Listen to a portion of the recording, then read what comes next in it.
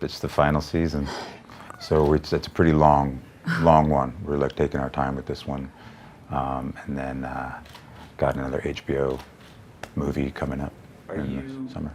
Kind of sad to be saying goodbye to Tyrion? I mean, he's such a beloved character. I mean, I know a lot of the people in this room are obsessed with the show, like myself. Yeah. Is it kind of, is it sad? Yeah, it's bittersweet. It's always time to move on with everything.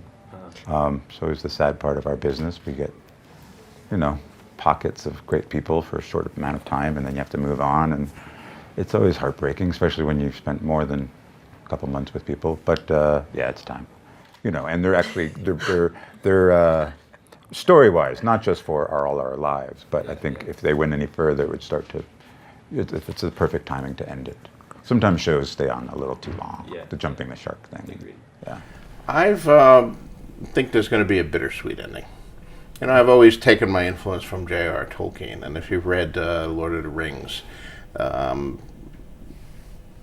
Sauron is defeated and the ring is destroyed in the end, but it's not a happy ending. There's a real sense of things lost too, and I found that very powerful and very moving, and so I think my ending will also have a bittersweet tone. I hope if I can bring it off the way I want to bring it off.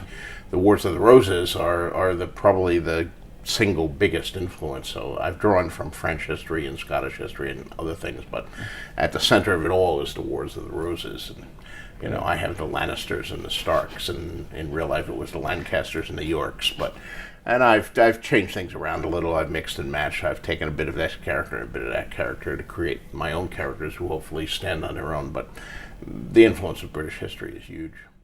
Hey everybody, if you guys didn't know, Sundance is happening right now, so Peter Dinklage is up there promoting another movie. Naturally, because it's the final season of Game of Thrones, people are asking him all about the episodes, so he's talking about Bittersweet Ending. I also added that George R. Martin Bittersweet Ending interview for context. That was actually done a while ago, but Peter Dinklage actually did give us some functional information about what's going on with Season 8, and just to provide a general update since we got that last big one from the TCA's panel. So if you're finding me for the first time, be sure to subscribe to get all the videos. I'm also doing a new round of the DVD giveaway at the end of this. So the funny thing about this Peter Dinklage interview is that you have Elle Fanning off to the side just like giggling, maybe because she thinks it's funny that people keep asking Peter Dinklage about Game of Thrones, or she's just so excited herself about Game of Thrones. Like, you have to imagine Peter Dinklage is a great actor by himself, but when he's talking about Game of Thrones stuff, pretty much everybody in the room gets excited because everybody in the world wants to see the final season. But in addition to all the bittersweetness that he's talking about, he also says that currently they're about halfway done through filming, which also lines up with things that Sir Davos and Sophie Turner said a couple months ago about what the schedule would actually be. They'll be filming right up until the summer, and then they'll spend the rest of this year in post-production. I've already done a video for what the president of HBO said about their 2019 premiere plans and what he said about the prequel series, so I'll link that video at the end of this. But thankfully, even though they haven't given up any big spoilers or anything like that, they've been pretty forthcoming about what the timetable is, what they're doing right now, like the really big moves that they're making. When Peter Dinklage is talking about them taking their time, I know everybody wants episodes faster, but what he's talking about is he just means that they're not rushing through scenes, like they're taking the time to actually get it right. So if somebody just has a completely shit take, they just try it till they get it right, which is what you would typically do on a movie set, like you just keep doing it takes David Fincher style till you get something that's really good. Just goes back to the quality over quantity scenario, which is really where we are with Season 8, because Dan and Dave were like, yeah, we could stretch this out for another 10 years if we wanted to. And if you don't remember, there's this now infamous quote from the head of AMC from a year or two ago who said that The Walking Dead could go on for another 10 years. So just keep in mind the fan backlash behind that series this past year, and what would potentially happen to the fandom if HBO decided to stretch out the Song of Ice and Fire narrative for another 10 years. That's what the prequel series are for. Like, you want another 10 years of Game of Thrones, but you don't want them to destroy a really awesome story in pursuit of that. HBO also created a little bit of confusion recently when they also said that there would be no spin-off series, but in context, what they meant when they said that is that none of the pre-existing characters would spin off into their own series. Like, there would be no Daenerys series set after Game of Thrones following Daenerys' character. There would be no Jon Snow series. So just to be clear, they're just differentiating between that terminology. Spin-off meaning spin-off with existing characters. So the prequel series technically are not spin-offs, but a lot of people refer to them that way. So just to be clear, there will be another Game of Thrones series, but it's going to be a prequel. It won't be a spin-off. Do not worry, it sounds more confusing than it is, but Peter Dinklage puts it pretty succinctly when he says that they would be headed for a shark jump scenario. But the bittersweet endings that he talks about and that George R. R. Martin talk about are a little bit different in context.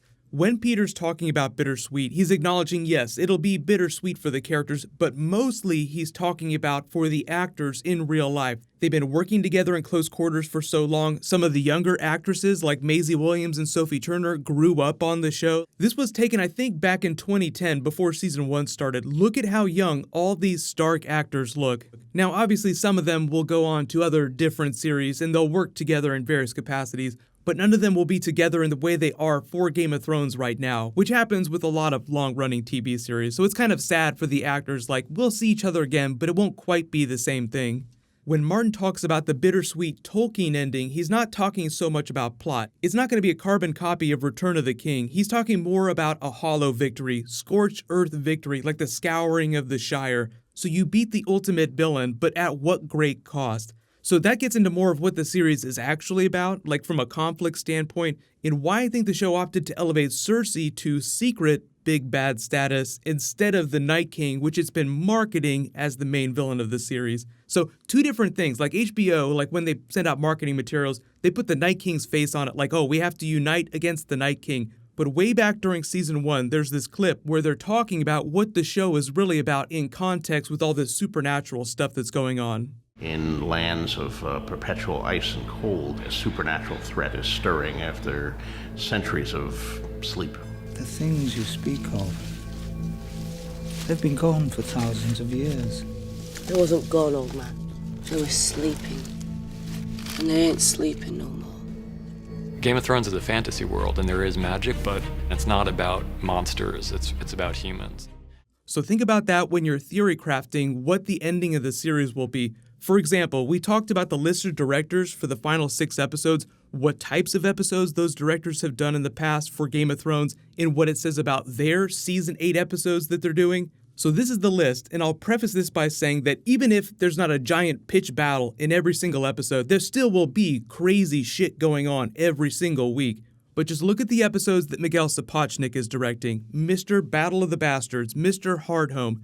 Those episodes are probably the 2 big final battles, one with the Night King and one with what I think will wind up being Team North versus Team South.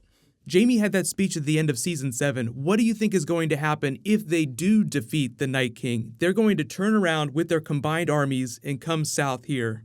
Remember, it all goes back to what they said. There is magic, there is a supernatural threat, but at its core, the series is about humans versus humans. So let me know what you think about that in the comments and whether or not you believe that Cersei will wind up being the real big bad of the series, and if there will be some sort of scouring of the Shire type moment, scorched earth victory, what that might actually end up looking like. Like, remember Daenerys' vision? That would be a version of the scouring of the Shire, whereby they're able to win the day, but King's Landing, the North lie in ruins after these big final battles. But because, like Peter Dinklage says, they're about halfway done through filming, they'll start doing more interviews like this and they'll start teasing stuff out. We might even get a trailer at Comic-Con this summer. So just leave all your bonus video requests in the comments below, because I will still be doing weekly videos till season 8 actually gets here. But like I said, there's a new round of that DVD giveaway. Congratulations to the winner from my last Game of Thrones video, Amelia C. Please private message me so I can get your contact details. You can click here to listen to Sir Davos talk about the actual schedule for Game of Thrones, and click here to learn about what they said at the TCA's panel in the prequel series. Thank you so much for watching. Everybody stay awesome. I'll see you guys tonight.